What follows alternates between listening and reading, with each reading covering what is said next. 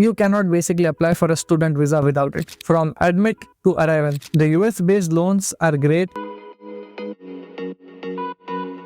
Hey guys, this is Akshay, and if you are starting your journey to the US, trust me, I have been there. When I got my admit, I was so excited, but completely lost. Like, what's an I-20? How much money do I need to show? Which documents do I need to prepare? How do I book my visa? I made a lot of mistakes, kept Googling and DM'd seniors a lot on LinkedIn, but no one accepted my requests. It was a mess. And that's when I thought, hey, why isn't there one simple place that just walks you through everything, step by step, from admit to arrival? So me and my friends who have already gone through this entire process got together and built Prep4USA.com, a free all-in-one platform made for students just like you and me. On Prep4USA, we can track our full checklist, learn through videos like this, and connect with others going to your same university. And if you are getting up for your masters in the US, this series is for you.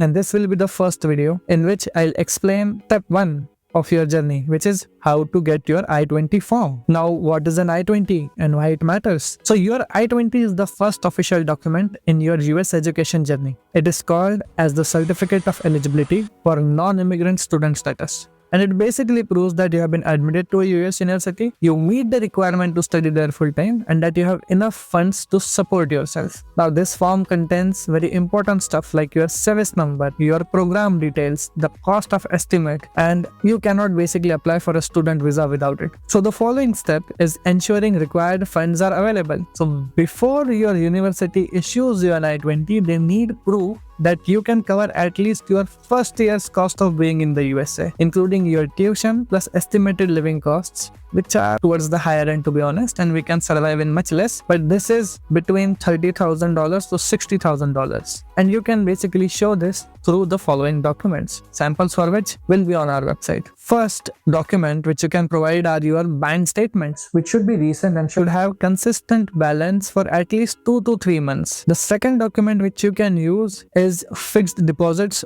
or certificates, and they should contain their maturity value and date. The next document which you can use is an affidavit of support, which basically shows family sponsorship. If someone from your family is going to help you, example, let's say your dad, then you will need an affidavit of support in which he will say that, yes, I confirm that I will support my son or daughter in their education abroad, and you will have to attach their bank records with affidavit of support. The next document could be your scholarship letters, if you have university aid, if you are super smart. And the final document could be your loan sanction letter, if you have taken an education loan. Always remember to show about 1.5 times the required amount on your I-20 just to be safe. And remember to mention the dollar equivalent using that day's exchange rate on your bank statement. Now, more details are present on the website. If you are not already there, the link is in the description. Just go there, sign up with Google, and you are set. Now, let's quickly take a look at the loan options, because a lot of us fund our education this way. In India, you can get either a collateral loan, which has lower interest, but property is needed as insurance. And then the second type is non-collateral loan, which is faster, but has a higher interest, but needs no collateral.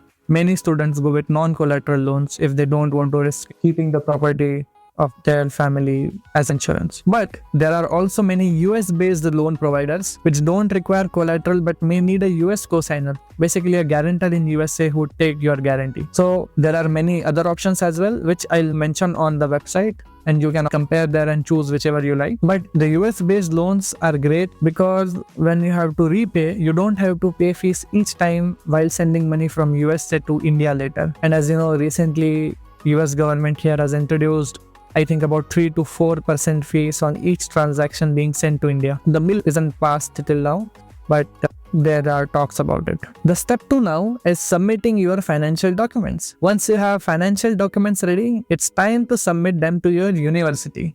And here's how to do it right. Check complete requirements. Every university is slightly different. Scan your documents clearly. Save them as PDFs and label them as bank statement _ your name .pdfs in this format so that it's easier for them to recognize and arrange your documents properly. Upload your documents to your university's portal because each university has a separate portal with separate steps. The documents would be the same, but the manner in which you upload might vary. And double check everything 4 times, quarter check it, because your name, date, all the numbers there should match exactly. Even a single mistake can make you go back and forth a lot. Then step 3 would be receiving and verifying your I-20.